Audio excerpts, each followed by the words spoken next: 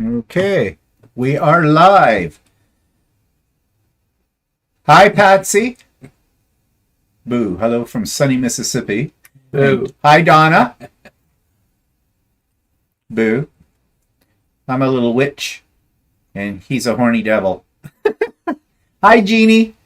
Hi, Deb. Deb, you're new, I think, from Kansas. Welcome. Actually, I feel like one of the witches from Hocus Pocus. I'll put the spell on you. Maleficent. Yeah, Maleficent, yeah. In more ways than one. So anyways, we'll just give everybody a few minutes to get in here. I think my little hat is starting to creep down. This is not going to stay on for the whole show, I can tell you that. So, hi again, Deb. Hi, Deb. I think she was on the other week or something. So that name looks familiar. Otherwise, it looks like a lamp. Sorry. Don't mean to make fun of your name. Anyways, we're just sitting here waiting for people to come in. Suzanne's here. Hi, Suzanne. Kirkland Lake. Whoa. You're way up north. Is it snowy there yet? Hope not. But it could be. Okay. Well, we should get started. So, as people come in, we'll say hello to you. So, happy Halloween, everybody. Or, as I like to refer to it, BaaHumbug. 'Tis the season.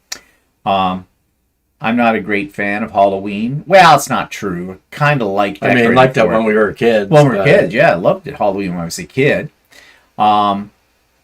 Suzanne says no. No snow, Suzanne. Okay, well, that's good. It's too early for snow, but it is the last day of October. We're moving into lovely November. So November is such a dreary month. Although for Americans, November, because they got Thanksgiving, and then Black Friday happens, and then bang, you're into December.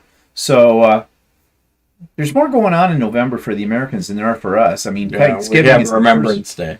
Oh yeah, big deal. I forgot. It's not fun. And a bunch of birthdays, but a bunch of birthdays. Whose birthday? Isn't it my sister's birthday's in November. Oh yeah, and my one nephew out west, well, who's in England right now, he's in November. My mom's used to be. Your mom used to be in November. Yeah. So, anyways, happy Halloween, Susan, and welcome. And yeah. So, anyways, speaking of my mother. Oh. I don't know what to tell you. I don't know. It's sort of been an up and down roller coaster. It's just new hell every day. I don't know. A week ago we thought it was like the end, and we've been preparing for that.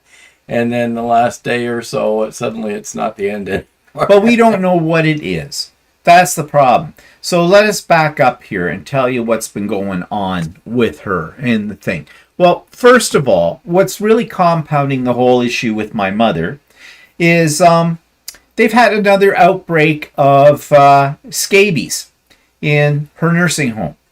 So the nursing home's under quarantine, but they will allow essential caregivers, and I guess I'm considered an essential caregiver. So is my sister, so is Walter, and so is my sister's husband.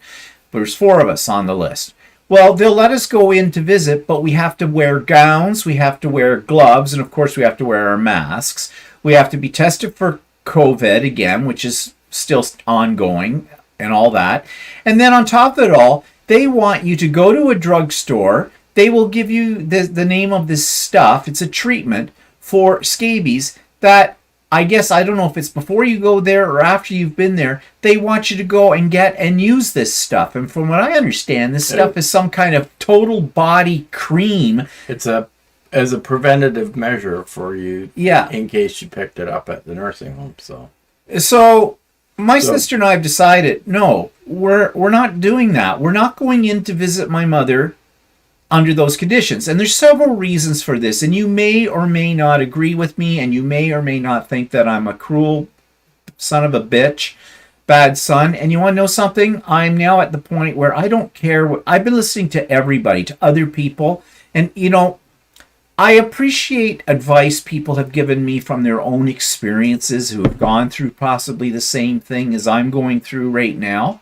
But everybody's experience is a little different. Everybody's situation is a little different. So there is not a one solution fits all situations.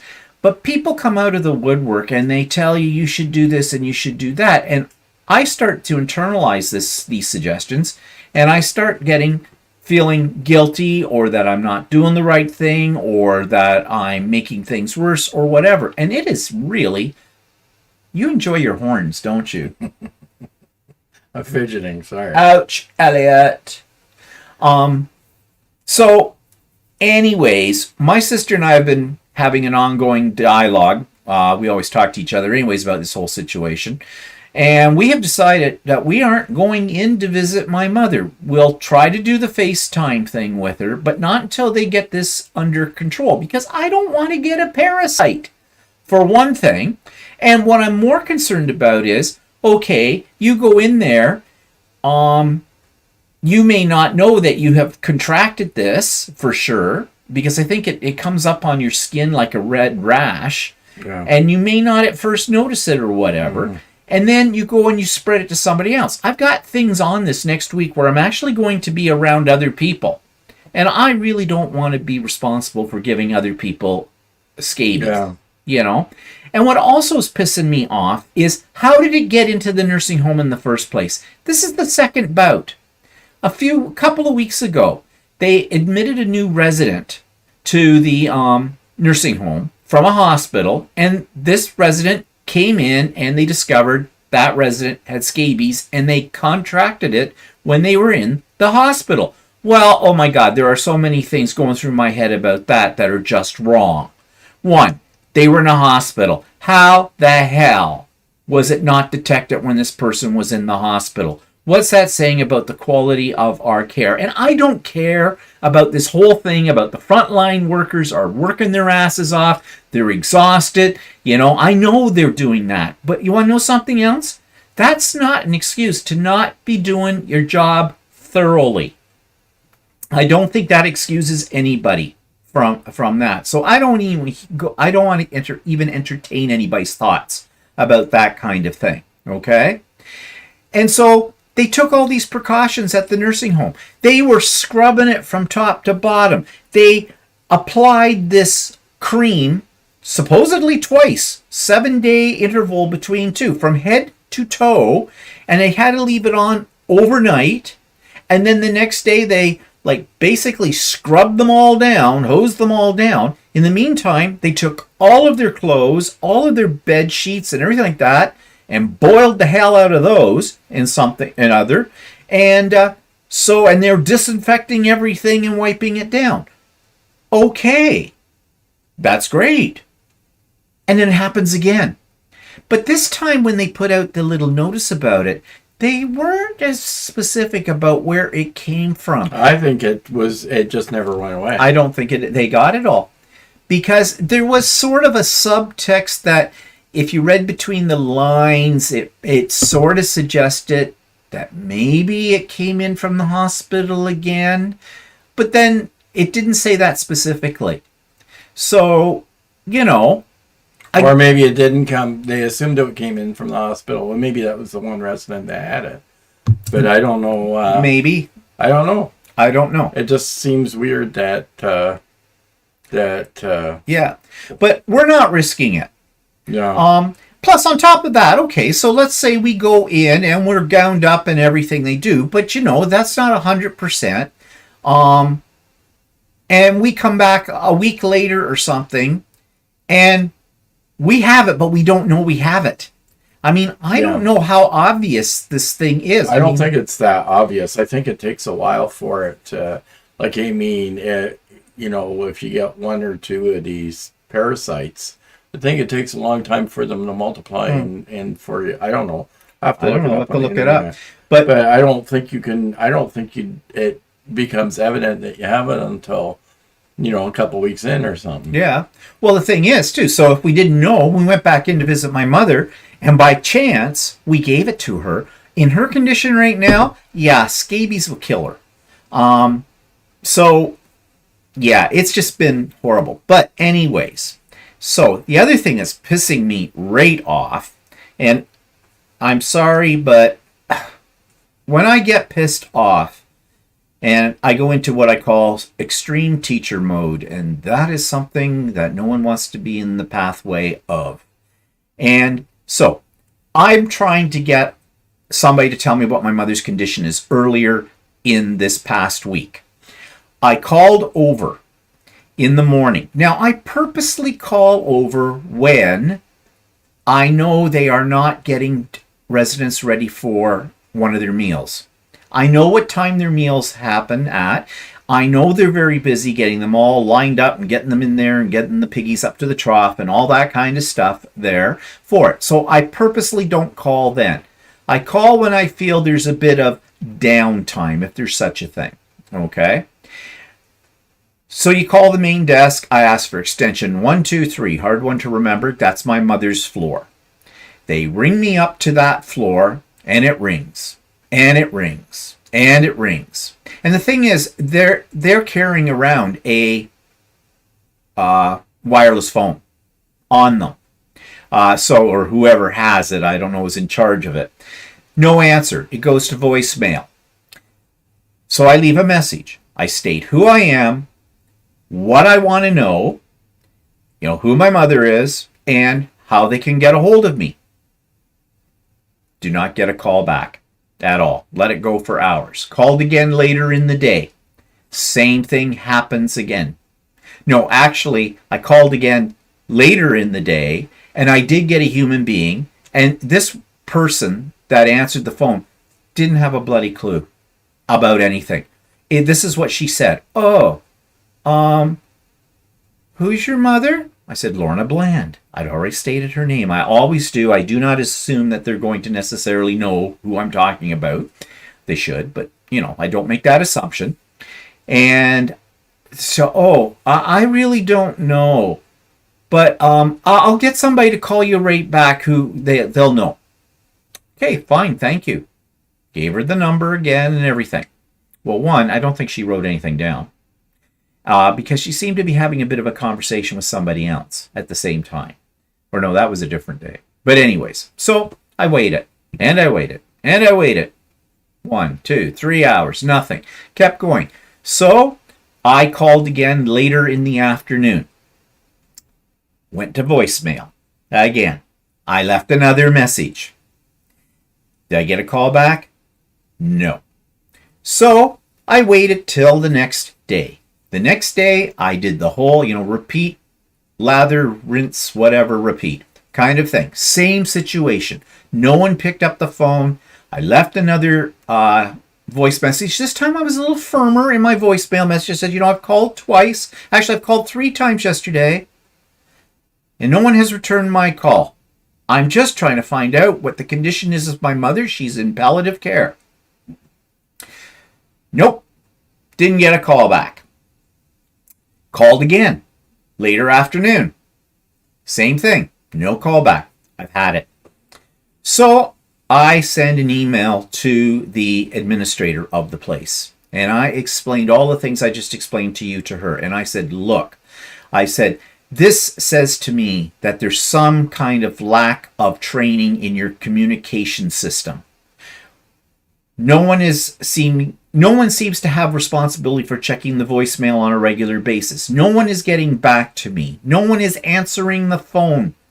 I told them I phone at a time when I think, that there's less going on. Like I don't call at meal times or anything like that. Can you help me out with this? So I got an email back fairly quickly. Well, I think I did put in a little bit of a threatening tone in there where I said if this was going to continue, that I might have to... No, not on that one. I didn't. So I left it at that. I got an email back about a half an hour or so later going, this should not have happened. I am so sorry. Yeah, I just watched a thing on Netflix about apologies and how this is an apology society and they mean nothing. Well, yeah, this is basically her apology meant nothing. There would be somebody calling me. Would I want to have somebody call me every day? And I wrote back to her and said, yes, I would appreciate that. So anyway, she guaranteed me that somebody was going to call me back, would update me on my mother's condition and everything. And once again, she was very sorry about all this. That was 3 o'clock in the afternoon. Finally got a call from somebody, 8 o'clock that night. This one started off with, well, first of all, I didn't understand her accent very well, and she's talking a mile a minute. And this is something I find when we go over there. All the help. Okay, let's just call, what it is. Most of them have a Caribbean, Jamaican background, okay? They have fairly heavy accents. I have a problem with accents. I really do. He does. I try. I don't have as much of a problem because I worked for many years with people from different countries, so I got used to different accents. But Steve, I have a real trouble, and they talk very, very loud, and they're yapping at you, whether on the phone or in person, and they don't come up for air.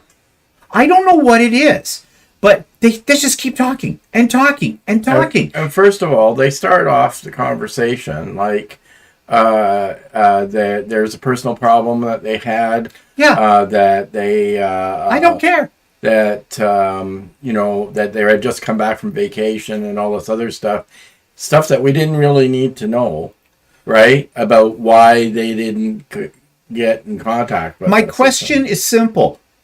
How's my mother doing? What's the latest on her condition? That's all I want to know.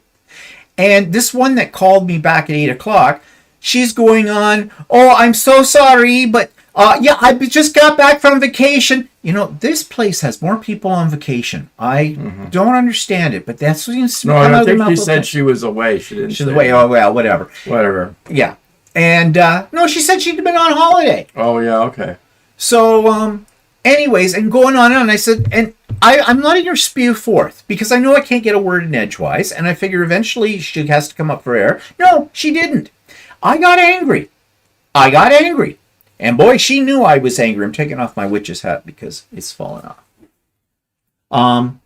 She knew I was angry. And I says, look, I said, I don't really care about why you weren't there. I understand that you work a shift, that you're not there 24/7. I get all of that.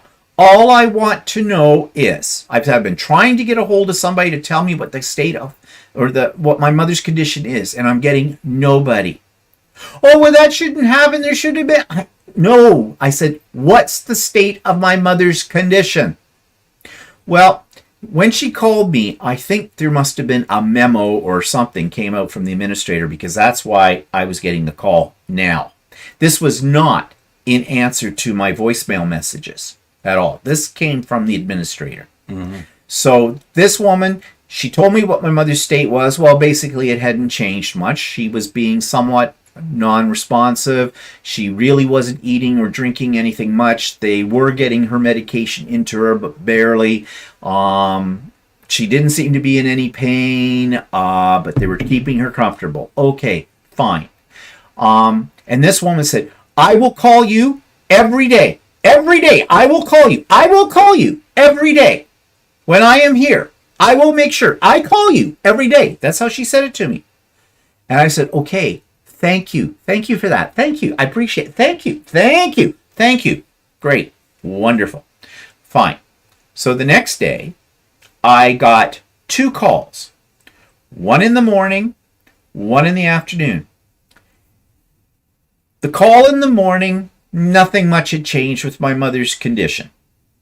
She was about the same. The one in the afternoon turned around and said, oh, your mother has a little something to eat. Not much, but she has some stuff, and we've got her medication. She's taking her medication, and she seems comfortable. We asked her if she had any pain, and she said she didn't. I said, she actually said, she verbalized. Well, no, like she shook her head.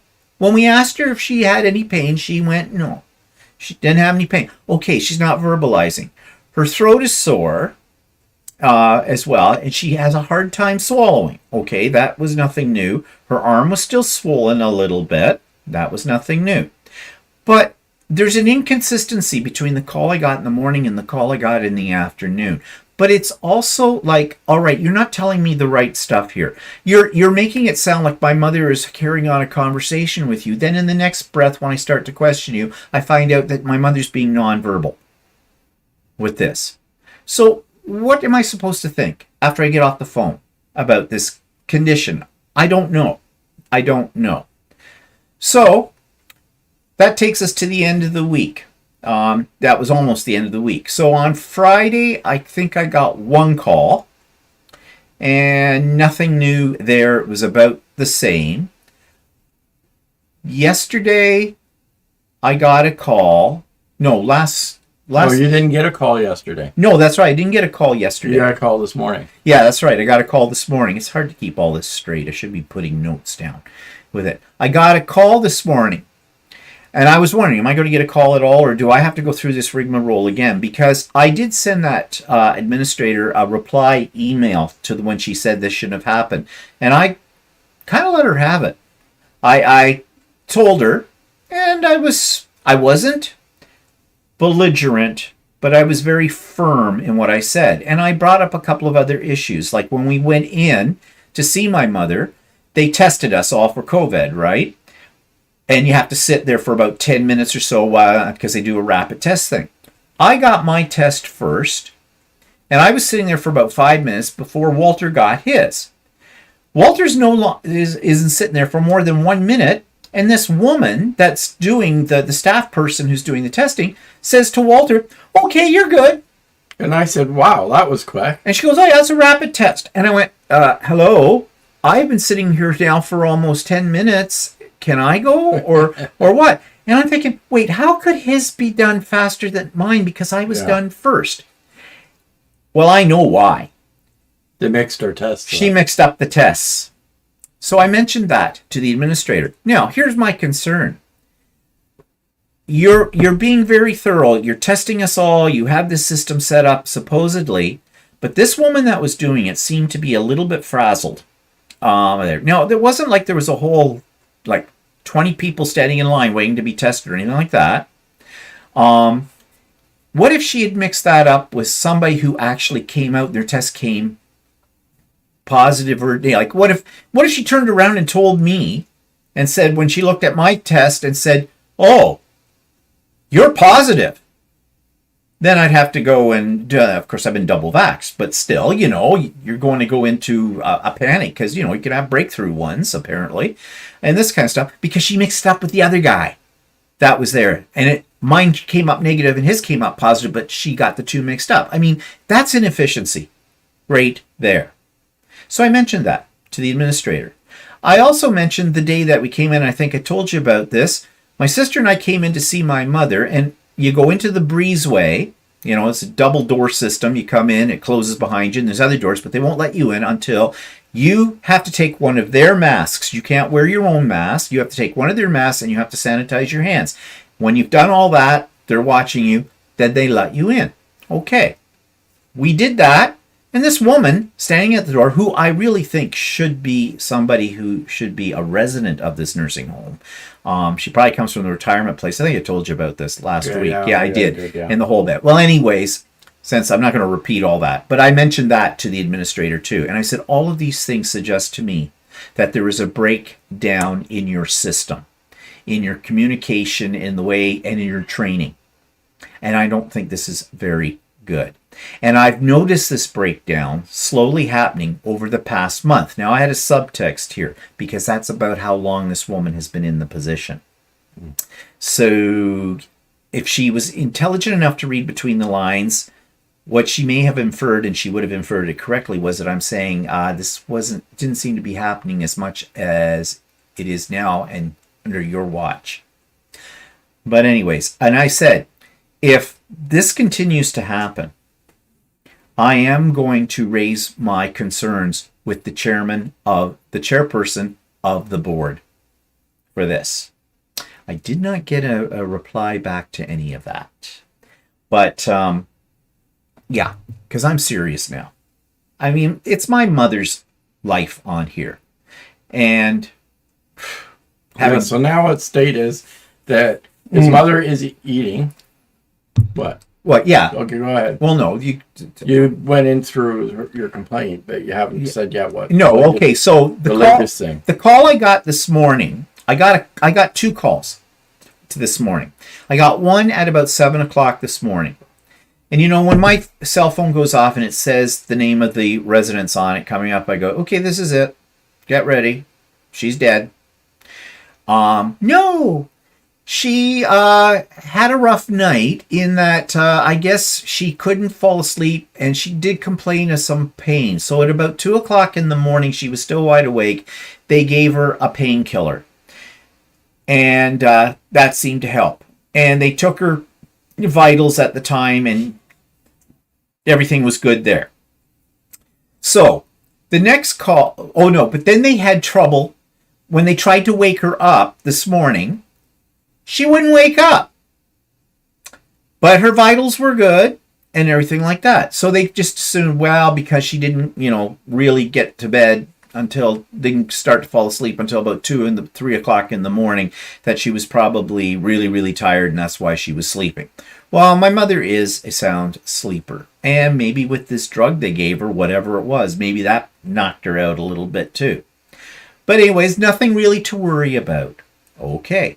I got another call later on this afternoon, and different person. It's always a different person. I don't think my usual one, Peller, works there anymore. I don't know. I haven't heard from her in weeks. Anyways, said that, this woman sounded real cheery on the phone. She's a staff person. She says, oh yeah, she, okay, well, first of all, we had some trouble. She didn't want to take her medication this morning. And she said she didn't want it. And I said, is she being verbal? Well, no, not really. She just shook her head no, that she didn't want the medication. But we were able to get her, she did eat her breakfast and she did eat her lunch. Now, I don't know how much of that she ate. On a good day, my mother doesn't eat a heck of a lot. But I don't know if that meant they got a spoonful of something into her, or she sat down and had a full English breakfast. I'm not sure with that. And she was being very very responsive.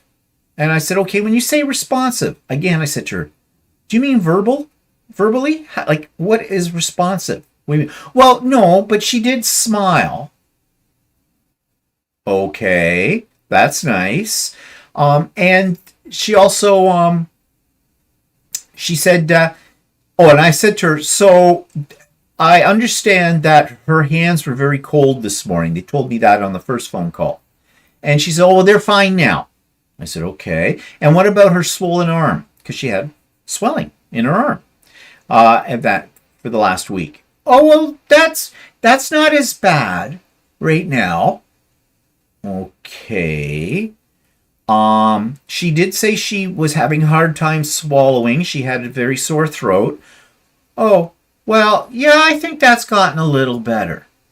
None of this stuff is building confidence in me. But then I'm thinking, but this is the most positive I've heard about my mother. So what's the new hell that we're going through here? Am I getting a reliable estimation of my mother's condition? Because I'm getting two different stories. Well, actually, isn't it just basically the opinion of each person that's looking after? Right. So, but then, didn't you get a call from the nurse practitioner last week, and she sort of gave you the indication to prepare for the worst? Yeah. So I don't know. I have no idea. So that's what I said. We're on a real roller coaster ride here. In the meantime, this morning I wrote my mother's obituary announcement. Call me cruel, heartless, whatever you want to call me, but I want to be prepared. I've already talked to my sister about funeral arrangements, how we're going to do this, because my mother's going to be cremated. That's her wishes. My father was too. And we're not, I said to my sister, I don't think we should have a, first of all, it's a cremation, so there's no visitation. We're not going to have that. We're not laying her out in a box so people can stare and go, doesn't she look lovely? Because she doesn't. She's dead. And I said, and we didn't do that with my father either. I think that's a very archaic and a very traumatic thing to do, to have people come in and view a dead body. I mean, some of you would probably disagree with me and all that. And of course, in the funeral home, they love to tell you that that's the way you'll have closure. No, I have plenty of closure. I had closure when my father passed away with no problem without having that. But they tell you that because that's ka-ching, ka-ching. More money for that kind of thing. And that's what they're all about. Let's face it, they could care less about the grieving family. What they care about is how much money they can get out of people by playing on their emotions. So my sister and I are in agreement that there will be nothing like that, and we are not going to have a visitation of any sort. We're not even going to have a memorial service at the funeral home. We did with my dad, but my dad was very well liked, and there were a lot of people, a lot. There was standing room only in the funeral home for my dad's funeral. My mother, most of her friends were a lot older and they're dead, or there's no way they could even physically come to something like that, okay?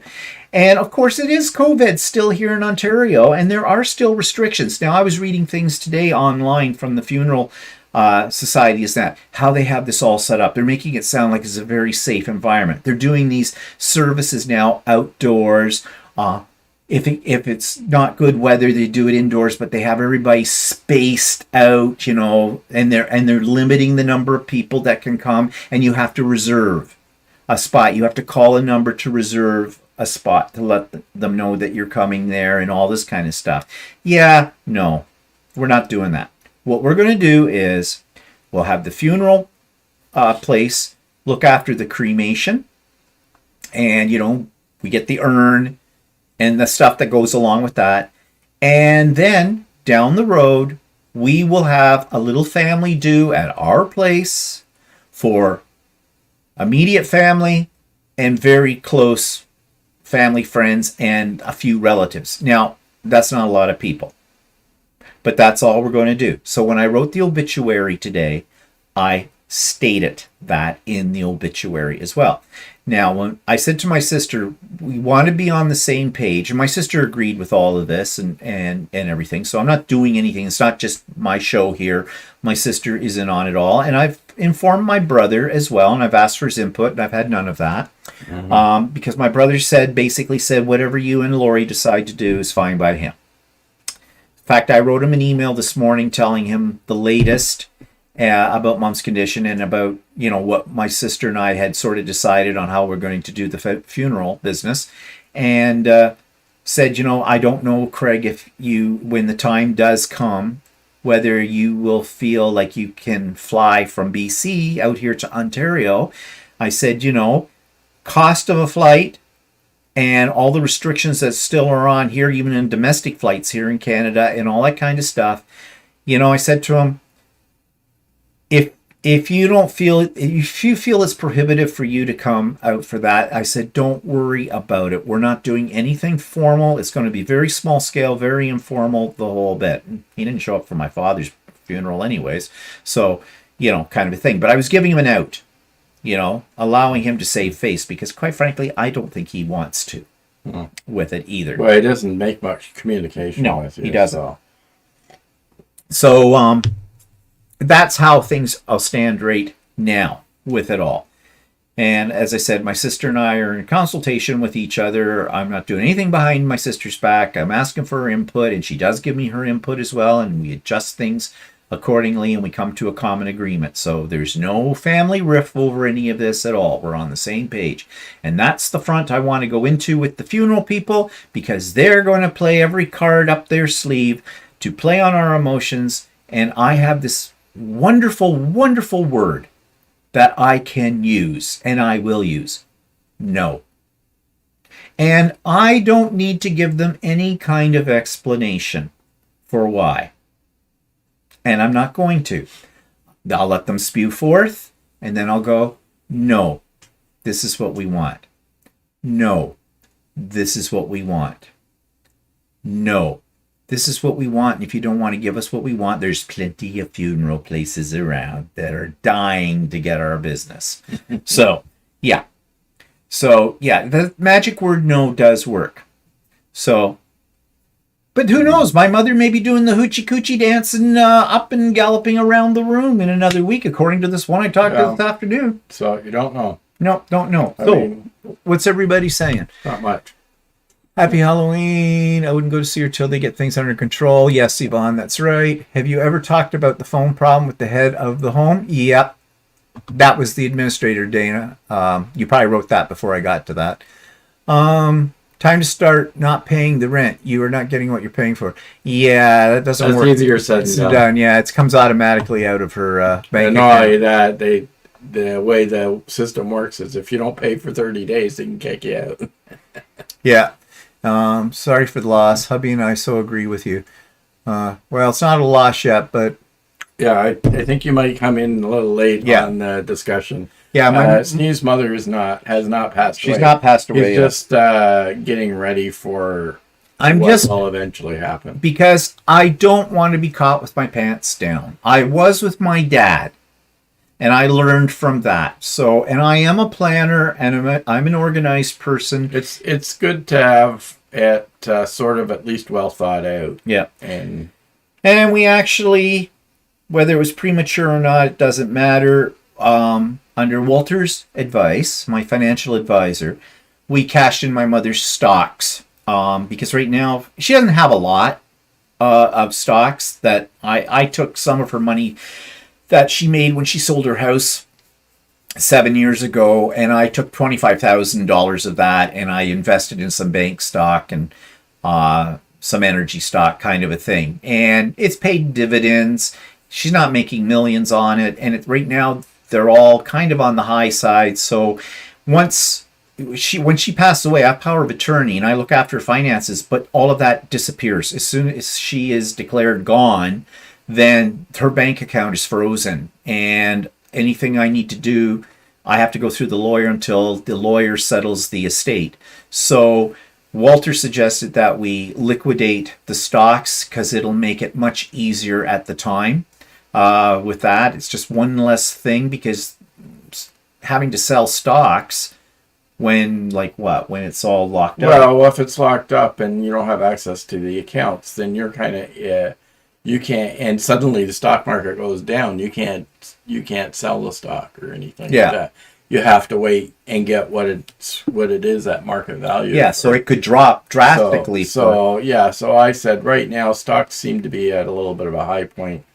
And I think it would be safe for you to liquidate them now. But that was also when I figured it was imminent. Well, we pretty much figured. I was expecting that your mother might not make it through the weekend type of thing. Yeah, So, well, that's what we were kind of being directed towards, and who knows? I don't know. We'll see. It's a day-by-day situation. yeah. So I don't think it's a bad thing that you did that. No, I don't think so either. It's better to be prepared for it. Like I said, it's not like that suddenly she was going to make hundreds of thousands of dollars the next day from it, No. because that wasn't going to be the case. Hi, Fidel. So anyways, that's where we stand right now. Stay tuned because it changes by the hour, it seems. So anyways, let's get away from my mother, shall we? I've been trying. Mm-hmm. Oh, I've been trying. Okay, so what's Walter working on? Well, not much right now. I cut out my pattern for cut out my fabric for my shirt last night, because we're going to start sewing it tomorrow night. And a week ago we did a pattern review where we just walked through the pattern as to any alterations that we needed to do to the pattern. And originally I had made the shirt in one size about a year ago, and I had thought of going to a different sizing system for it because I've put on weight and it's a little tight. And they have a separate sizing system for larger people. So anyway, I cut out the pattern. Originally, I traced out the pattern, and I was going to cut it out. But I compared it to the original one. I put the original one on, and it does fit. It's just a little bit snugger than I like, right? Slim fit. And it was like mega big compared to the old one, right? So I thought, I'm not going to do that. I'm going to take the old pattern and adjust the size of that pattern so that it's not as tapered in the middle. So it's a little less tapered in the middle. So I think I'm going to use that pattern instead, because actually one of the ladies that went to the larger sizes for her husband to make the shirt, she says, oh, her husband was swimming in it. But it was like really big. It was, and I could see when I traced out the pattern that it was a lot bigger than the other shirt that I made, and it was more like tent shaped, you know. So Well, you throw on a little belt with it, and you hold a skirt. It made it so that if you had a really big bum, that it would work, right? But on the shirt that I had, that the waist size was okay on it. So I thought, I'm not going to use that one. So I'm using a modified version of the one I used last year. So you've got your pieces cut out. I've got all my pieces cut out. So when I you just do have to interface a couple of pieces tomorrow or whatever, and before the class, and then we'll get going on it. I think for this class. See, we've got a new addition to our class, a new student to our class. So he'll have to teach in a little bit more detailed way than the ones that are in our class right now. The old people that, like us, we've been with him for a year doing classes, so it's easy for him to skip through stuff a little faster. Whereas this time you can't skip to it. Well, let's hope that some of those new people aren't like that one individual who will go unnamed in your group who doesn't have a clue what's going on. Teresa says just add 1/4 of an inch to each seam allowance. Yeah, it's basically actually the seam. It fits okay on the shoulders and it fits okay at the waist. It's just the middle section that's a little bit too skinny for me. So I added a little bit of extra. Actually, if you looked at the pattern, it sort of tapered in the center. So I took sort of the taper out. So it goes down a little bit straighter. Well, is that what Ron Collins showed you? Because no, that was the Ron Collins was more looking at if you were big in like if you needed a bigger bust size or something like that. It was more for ladies stuff, right? So for that, so I'm just doing it based on what I think will work for me. So well, so tomorrow night then in your class, what do you do? What's the first thing you have to do? You got it all cut out. So yeah, I know we're going to work on the button bands. And the front panels, and then we'll probably get to doing the yoke, the back panel and the yoke. And you said you changed your color selections. Yeah, well, originally I was going to do like this shirt's doing a little different, is that we're going to have a 2-color button band, an inside band a different color than the outside band, and a different undercolor, and a different color in the cuffs of it. So originally I was going to do a dark gray in the second color, but now I'm going to do a more medium gray in the second color. And I was originally going to do a gold pinstripe at the front, but after reviewing it, I have decided to change the gold pinstripe to like a very dark gray, so that it's not quite as abrupt a color. So, because I envisioned that I'll have this mottled gray blue shirt and this bright orange line going down the front of it. So, I made a slight change in the colors. No, not being bold and daring. No, I'm not being bold and daring. I want to be able to wear this shirt. I don't want to be.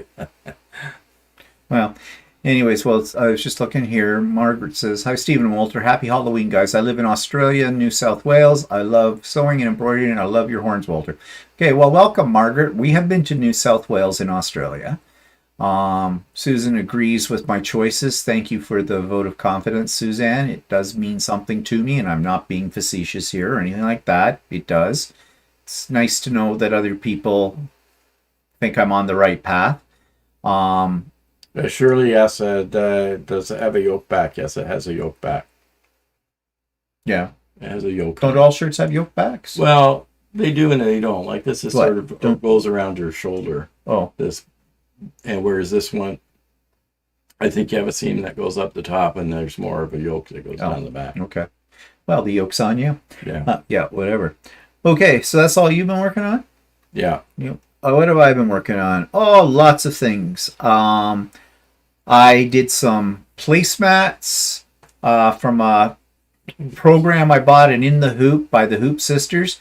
I don't really know about these Hoop Sisters. I've wanted to try some of their stuff before. Like, you can do entire quilts using their programs in the Hoop. But after doing this placemat with them, I didn't realize, should have read ahead. And I think I said this last week. I think I talked about it. I should have read ahead because I think it was quilt as you go kind of thing. I don't like quilt as you go, but I did that. I finished my nephew's quilt. I got it all quilted this week on Lucey, on Juicy Lucey.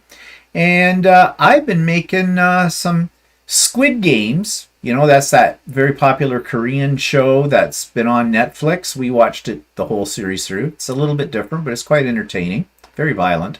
In the 3D world, people have just been going nuts making all kinds of what we call models that you can print out on your 3D printer for the various characters that are in Squid Games. So I did that, and I created some 2D wall art, which is something I've seen before, but I never tried, so I thought I'd give it a try. But I do have some pictures to show you of this, so I'm just going to switch the camera here to my screen. As soon as I find where I put those pictures, I thought I had them up here already. Shoot. Guess I have to load them again. Bear with me for just a minute. Talk amongst yourselves. I'll give you a topic. Do you enjoy candy corn? I've never had it, believe it or not. Actually, I think I've had it. Oh, yeah? Mm-hmm. Okay. I just got Windows 11. It's not like it was by my choice, but you kind of had to upgrade. And there's a few little quirks with it. Okay, I think I've got this now, so let's switch it over. Okay. So you should see on here, there are, these are the two placemats I made with this In the Hoop thing by Hoop Sisters. They turned out pretty good, but I did alter the pattern and the procedure for making them. I don't know if I'll make any more or not. I was just interested in trying one of their things just to see what it would be like if I'd ever want to do a whole quilt. I don't think I do. I don't think I want to make a whole quilt in the Hoop because it's quilt as you go, and you got to hinge pieces to put them together when you finally get all the blocks done in the quilt. And, you know, I think it's a whole lot of work for nothing. I'd rather do a quilt in the traditional way. So that was the placemats. And then my nephew's, get up here, my nephew's quilt. There's my nephew's quilt. Now this was, I've had this done for about 2 years, the top. I just never got around to quilting it because it's a fairly large quilt. And it was one I did in a class. It was a mystery quilt. So each week we would be given the instructions for the next part of it. And so you didn't really know what the final product was going to look like until you got it all done. And actually I cheated. I found it online and I kind of looked at it. But I think it turned out really good. And you can see my quilting here. It was a pantograph that I used on Lucey for it. I did have one little problem. Over on this one corner, which is cut off right now, so you can't really see it, somehow I got lost in the pantograph right in the last row, and I started doubling back on myself, and I caught it fairly quickly, but then I decided, I don't know why, I should have just stopped, broke my thread, pulled out those stitches, and continued. But no, I didn't do that. I tried to go backwards over it, and that kind of balled up the fabric a little bit and made a little mess in that corner. But I knew I was cutting off part of the border, and luckily it was right on the edge of the border. And so between squaring up the quilt and putting the binding on, I was able to eliminate that flaw. But then, wouldn't you know it, I'm in the very last row of the pantograph, and I don't know if it'll show up on here or not. I shouldn't even show it to you. I should never admit to these things, but I do. Okay, I can't find it now. Well, that's good. Oh, yes, I can. Or maybe not. Yeah, I think that's it. My seams came apart. I'm usually very, very careful about that to make sure my seams are secure. I missed this. It was a little part, and I'm thinking, what am I going to do? I hate hand sewing, and I'd probably make a mess of it if I tried. So I just took the long arm and I went over it a few times. Kind of did a little tiny zigzag across it, then kind of filled it in, and it sewed it all up. And then I got thinking after I did it, because I knew it was there, that what I could do is maybe I could put a little embroidered applique thing on it, or make a little label that says Williams Quilt. So it would look like this is supposed to be there because it's right on the bottom of the quilt. But after I got it all bound and finished the quilting and all that kind of stuff, it really isn't that noticeable. And I thought, well, why draw attention to an area on it? Because putting a label right there might look a little funny, because you usually put them on the back of your quilt, and people might go, what are you trying to hide? So I just left it, and it blends in. And if you don't point it out to anybody, it's probably the strongest part in the whole quilt now too. So these things happen, but I'll live with it. Little imperfections. Okay. It's the size of your print. It's too big. There we go. Aren't you clever? These are from the, it's not a really great picture. This is things from the Squid Games. If you've seen it, you know what they are. These are the guys who were, you know, basically killing everybody. That's the creepy doll that was in one of the games. And this is the front man's mask. You can actually wear that. They printed it all in one piece on the printer. So I was kind of impressed with myself that these turned out pretty good. Of course, people paint these. I just did them in a solid color of filament. I'm not into painting them. And then this is what I'm talking about, 2D wall art. So it prints these plastic things out, and you can, and they have hundreds of different designs. So I printed a cat and a butterfly, and I printed actually two of them, and they're on opposite sides. And then there was this. This is kind of intriguing. You can make these much bigger. I just did them in a small size to see what they're like. I don't know if I actually do them in the big size, but some people make them really huge. You put them in pieces, and then they mount them on the wall. And you can get all kinds of different ones, of trees, of animals, and things like that. So it's like, what do they call that? It's something. There's a word with tri in it, meaning three pieces. So that was kind of fun. Something a little different. So how do I get out of this? Size.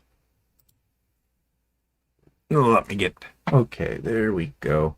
And let's switch back to us. And there we are. And just get everything back up here. Okay, so there we are. So anyways, I've been busy with that. And then today, I don't have anything to show for it, but I was working on some napkins, Christmas napkins, and I was doing what they call a cut corner. So it's lace that you create that's on the corner of the napkins. And it's freestanding lace, but it's attached right into the napkin itself. It looks really elegant. And I wasn't doing too bad on the first one. It looked pretty good. But then I decided to go one step further. Well, actually, I can show you it. I botched it.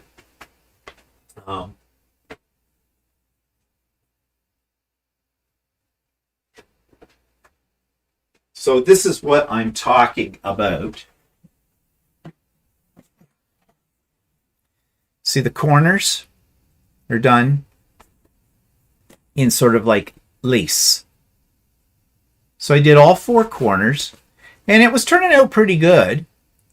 And then I decided, well, I'm going to add a little bit more. I had these corner designs that you could put in. And yeah, I didn't get them lined up right. I don't know how this is showing up, but you can see that they're off center. They're crooked. So, scrap that one. Plus, I put a cut in it. This is 2 layers of fabric, and on the back, when I was cutting away some of the stabilizer, I caught the fabric and put a slice in it. So, yeah. So I started making another one, and I decided, okay, let's stick with just doing the little corner things. Let's not get too fancy here. And it was working fine for 2 of the corners. The third corner, halfway through it, I got a big bird's nest. It stopped the machine. So I had to take the hoop out of the mechanism, out of the embroidery machine, get rid of that, fix it all up and everything, put it back in, and in the process of doing that, it must have moved the hoop. And so I didn't realize this. And when I was finished the corner, I realized the corner was not in the right spot. And you can't salvage that. So, back to square one. Do I have any napkins to show you for my trials and tribulations today? No, I don't. No. But I may persevere and, start again. We'll see. Anyways, I was sort of thinking them as being a gift. What's that? You're commenting on what those 3 things were called. Triptych. Yeah. Yeah. That's it. Yeah. Jeannie says triptych. That's right. Just what are other people saying? Thank you, Kathy. Oh, Brenda's here. Hi, Brenda. Especially now you have Lucey, you don't need to make the entire quilt on the sewing machine. Yeah, true. There's nothing wrong with driving over a mistake to make it behave. Yeah. Yeah. The wall art is cool. I really like the tree. Yeah. And the triptychs. Yeah. Yeah, it's kind of fun. It's interesting. To be honest, I've run out of things to print. Well, things that I want, because I've printed everything that I want for Christmas. I already did all the Halloween crap. So, I don't know. I'm looking for new and exciting ideas. So, we'll see with that. So, that's what I've been up to. And I've cut out all the fabric I need for my next quilt that I'm going to make. It's an autumn quilt. It's done with a panel. Actually, you cut the panel into 4 pieces. It has old-fashioned steam engines on it. I don't see Quilt in your contacts. Who do you want to send it to? Never asked for Siri's help. I didn't say Siri. Siri, go away. I'm not sure I understand. I don't know why it does that. I didn't even say its name. Anyways, that's a new thing on Windows 11, by the way. It's tied in with Alexa. And your computer will start to talk to you now. And I've noticed I don't say the... I don't know that. I have another one that's a dot over there, and it happens to be called computer. And if I say the word computer and it's listening, it'll do things. Everything talks to you now. I mean, good God. Sorry, I didn't understand that. Computer, goodbye. You can ask her to be quiet for a while. Oh, can you? Yeah, it's like...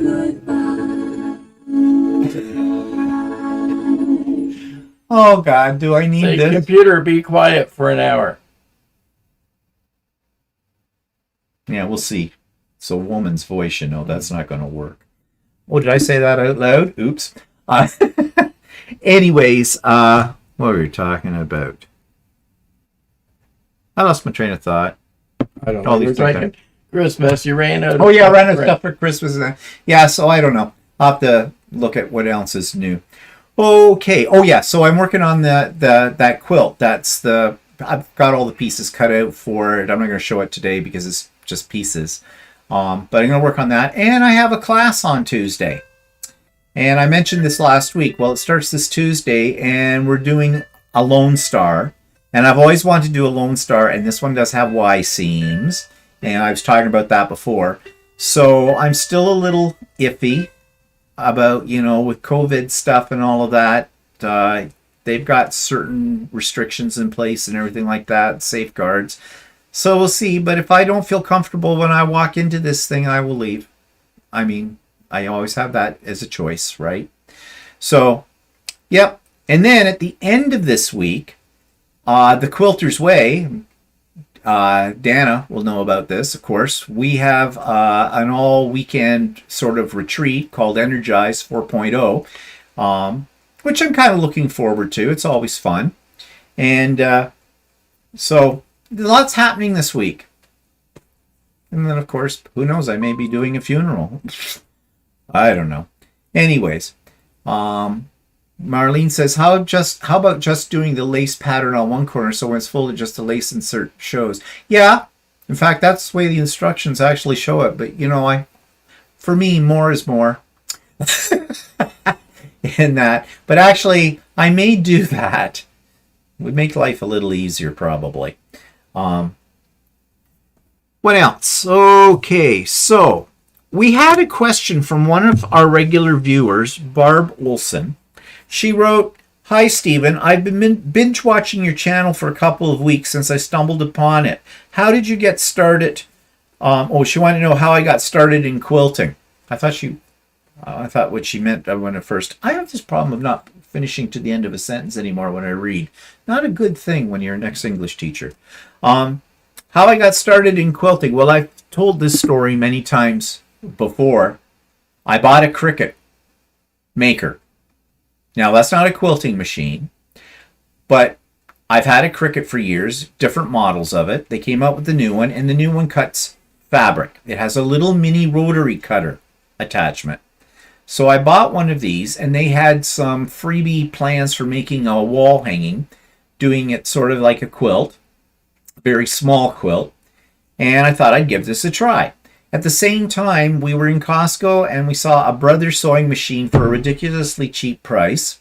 Not knowing much about sewing machines at the time, I bought it. It was about $180 or something like that. Came with 50 decorative stitches and an extended table. Thought it was a really good deal. Yeah, thought. So I used that, and basically that's how I got started. Well, and you went to, we went to that sewing store. We looked at a couple of sewing stores locally, and there was one we went to, and you bought a pattern that was sort of an all-in-one. It was a kit. The fabric and everything. Yeah, it was a kit. It was a small sampler quilt by Alex Anderson, and the fabrics they had in the kit were K Facet, and at the time I didn't know who K Facet was, but I loved the colors and everything in the fabric, and so I brought that home and worked my way through that from the book, the instructions, putting it together using that Brothers sewing machine, which fell apart. Pieces of it just kept dropping off, and then we discovered Ultimate Sewing, and I went in and saw Shirley and said I had $3,000 to spend. I wanted a decent sewing machine. She went ka-ching, ka-ching. She got me the 6700, which is now Walter's machine, and never looked back. But I have talked about that story before, so I didn't see Barb on here today, but maybe she'll catch us on the replay, and I've answered her question. And Steve, if you want more, just add a pretty initial above the lace on one corner. Oh, that's an idea. Okay. This week I restarted the sewing class at my rec center. It's 5 weeks and there are 5 students who are making a Christmas table runner, 4 blocks. First one was a pinwheel block. Oh, mercy. Well, that's fun. Well, a pinwheel block isn't hard. Are these students all beginners, or are they people that have some sort of experience? Yeah. And Patsy says she just ordered a Cricut Maker. Cricut Maker's great, except mine won't cut fabric. It did it when I first got it, and it just grinds. I've tried everything, and I've gone to customer service with Cricut. They told me to install the latest firmware. I did that. It worked for a bit, and then it stopped again, and I really haven't gone back and tried it since because, to be honest, using your Cricut to cut your fabric for a quilt is not efficient. Now, it might be okay if you're doing some appliques, okay? But mostly, it's too small. It's really too small. Andy says, can you show your first project? Okay. That's their sampler quilt, isn't it? Oh, do you mean the sampler quilt or do you mean the wall hanging, Andy? I can maybe show you the wall hanging. I can probably show you the sampler too. Let's see if my new camera is going to work. I'm going to switch cameras. Okay, you see the window over here? This is the very first thing I made that I cut those pieces and stuff out with the Cricut. That was the only time it cut fabric for me. That was the first one. Well, Patsy, other people seem to have success with it. it's just me. So, yeah. Don't take my word for it. I don't know. Maybe I got a lemon. I'm not sure. But I'm not that worried about it. So, yeah. Okay, when you hold your cursor there, it doesn't show up on the screen. Oh, it doesn't? No. Oh, interesting. Okay. But anyways, I think everybody saw that. Yeah, if you looked at it up close, though, you would see there's a lot of wonky sewing happening in there. But anyways, Teresa says, I covet the AccuQuilt system, but they've gotten so expensive. I know, I've looked at them too. And I don't know. If you get the one that has the motorized system to it and the blocks, the dies that you need to cut with it are pretty pricey. Yeah, I know. And then, at least if you have the Cricut Maker, you can choose your pattern. Yeah. And then you can choose your pattern, whatever you want, and cut that, right? Whereas if you're stuck with a die system, you're stuck with that one die. That's true. And you got to buy more dies. Now, one thing I have found, though, is I have a Spellbinder and a Big Shot, which are Sizzix die cutting machines that I used when I was crafting, and I didn't get rid of those when I cleaned out my craft stuff. And I saved some of my dies for those that will cut like squares or circles, basic shapes and things like that. And you can cut fabric with that as well. Basically, the AccuQuilt is made, I think, by Sizzix company, and it works on the same principle. It's just that they have dies that are specific to quilting and that kind of thing. And I have cut out some appliques using it, but I'm not a big appliquer. I mean, I've done some. I should do more with it. So that's why I really haven't, and I haven't really fooled around with the Cricut Maker enough. I mean, I think if I did, I could probably get it to work, but... Yeah, it's one of those things that unless you're really keen on using, you don't end up using it. Yeah. So anyway, don't worry, Patsy. I'm sure it'll be fine for what you want to do with it. So anyways, what's coming up? Okay, Craft and Chat. This Wednesday, November the 3rd. This is a busy week. I've got my quilting class on Tuesday, Craft and Chat on Wednesday, which starts at 1 p.m. Eastern Standard Time. That's where we get together and just work on whatever projects we're working on, and it's no drama, and it's a relaxing time to get caught up on some of your projects, do whatever you want to do.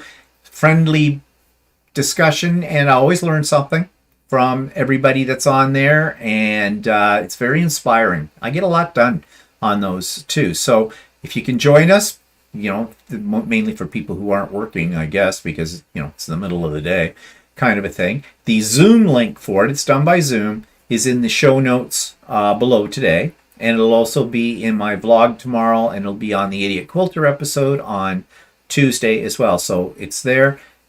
You can come whenever you want to. You can go whenever you want to. It's very relaxed. So hopefully, I know I'll see my usual ones like Andy and Jeannie will probably be there, and a few others.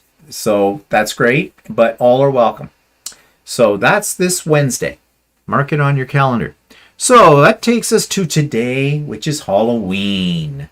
Patsy says she has the Go Baby. Oh, yeah, okay. The smallest AccuQuilt. Yeah. Do you like it, Patsy? Do you use it a lot?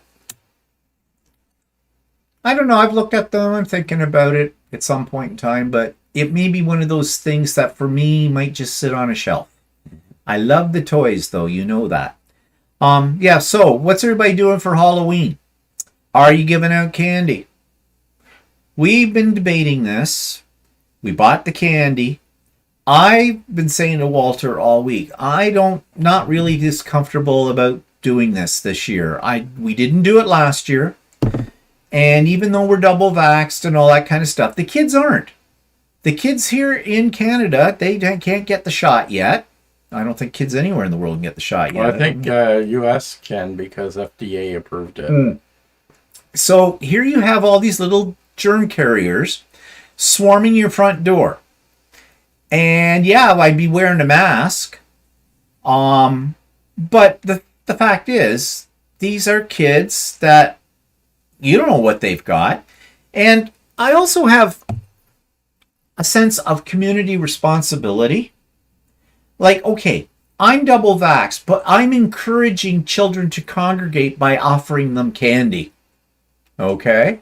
And I know it's a biggie for the kids. Kids love Halloween. We loved it when we were kids and all that kind of stuff too. But I really think parents need to take a more responsible position on this.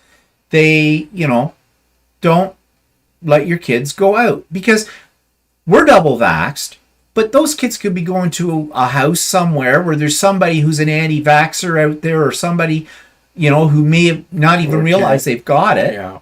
And, onto a kid, and then that's going to spread through a school. So, Yeah. I don't think it's worth the risk this year with it. I mean, come on. If the kids, if you want to give the kids a Halloween experience, let them dress up in their costumes at home. Take them, to somebody's place that is double vaxxed and safe, maybe a relative or something. Keep them 6 feet apart. Everybody's wearing a mask. Toss candy out at them or something. That would be kind of fun. I was reading today about some guy that last year put out a bowl of stuff in bags and stuff like that for the kids to take, and some big kid came and dumped the whole bowl in us. Well, yeah, I've heard of that too, and that's exactly what had happened. Some kid will come along and just dump the whole bunch. They won't. You can put a little sign, 1 to customer, please. Yeah, they're just gonna the whole bit. I thought of, tying little bags of candy to a rock and pitching it at them. You get points, you get them between the eyes. I don't know. I thought about having a big basket of apples on one side at the front porch and a big bowl of razor blades in the other, and say, here, make your own fun. Apparently that doesn't go over very well for some reason. So Walter consulted with his sister and his niece, and both of them, they bought candy too, but they have decided they're not giving anything out. Well, we bought the candy too. Well, it won't go to waste. Yeah, we'll go right to our wastes. But, so we're not doing it because they're not doing it either. And, well, I don't need their... Well, no, I just wanted to see what the consensus was with my family and stuff. Your sister is giving stuff. Yeah, well... it's a party for my sister. She said that last year all the neighbors were out on the street, kind of thing. I think they're having a little boozy party while they're doing it. Here, kid, candy. One of the guys in her neighborhood or something had hooked up on the banister from his front door one of those chutes, which would be kind of fun, but we don't have a way of doing that. Well, actually, Jessie said my sister said her daughter had devised some sort of a chute system for the kids, and She said, forget it. I'm not doing that either. So, not doing it. Like, really? But, in our neighborhood before COVID hit, we really didn't get that many kids. We'd get like maybe 30 if that. Yeah. And then you'd start getting the really big kids. Yeah. And they didn't need to be out. No, they didn't. And they're the ones now, that mind you, we've had a bunch of new people move in the neighborhood, and I have a feeling they might have... school-age kids, but I don't know. I don't think it's. I think it's probably too soon to do that. Like maybe next year, everything's got a bigger handle on it and stuff like that. Then maybe we could do it then. Yeah. But I don't. I'm a little iffy about doing it right now. But like I said, are these kids... Not only that, like, okay, your mom's in the nursing home. Yeah, right? Well, that's the other thing that I was thinking of. And you don't need to expose yourself to well, no. And so I don't feel comfortable with doing that, and I'm going with my gut reaction. You were the holdout. I was saying from the beginning, I don't think we should do this. And you go, well, I don't know. No, you wanted that because we hadn't gotten the candy yet. So that's what you were fighting on. You had a plan. No. Oh, yes, you did. Because we No, bought, because if we I bought had- the, no, we bought the if- candy, if and I- then you went, okay, let's not do it. Now there's more candy for you. If I Yeah, had know a what plan, it was. would be chips and cheesies, not. Well, you tried to get the chips, but you didn't have a good idea on that. So people are saying, just back it up here for a second. Where's my cursor?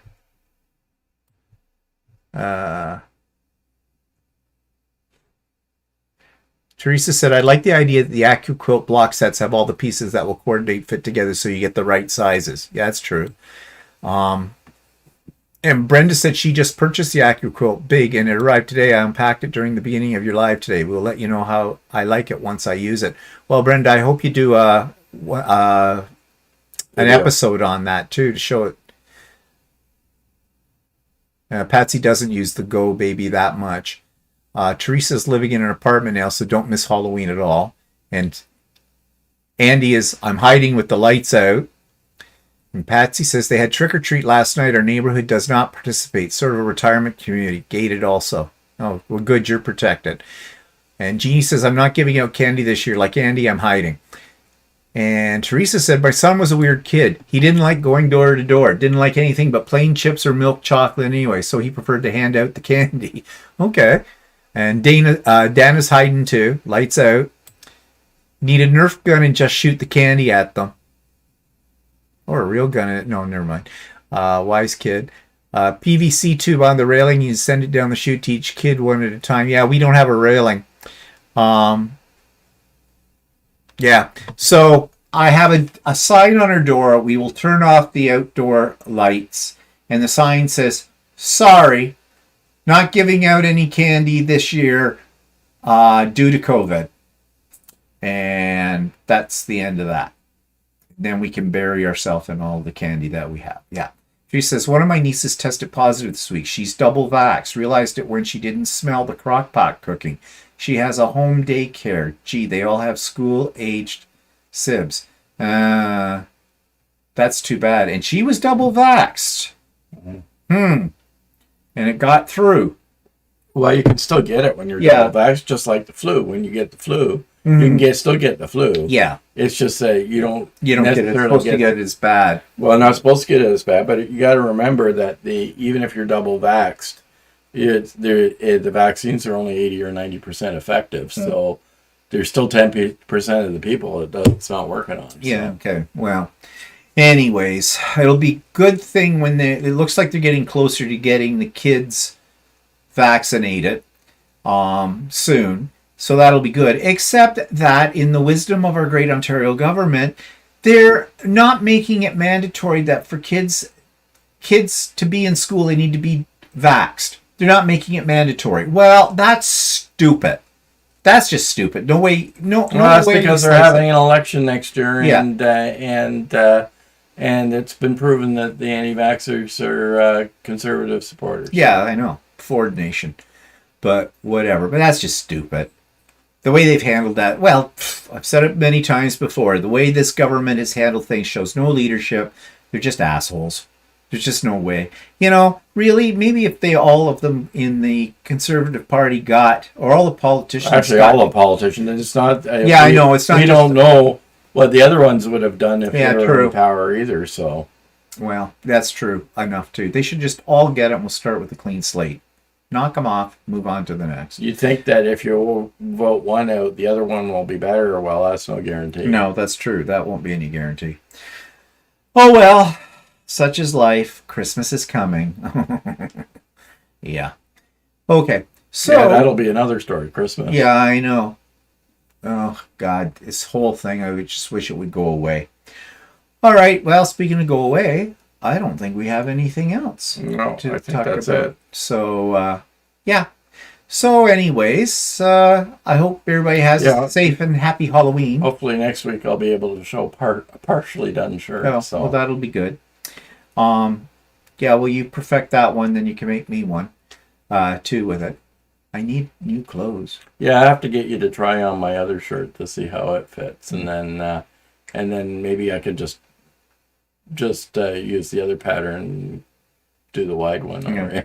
Or, Fine. But that. Have a great week. Yep. So okay. So off we go, people. So everybody have a nice Halloween. a safe Halloween.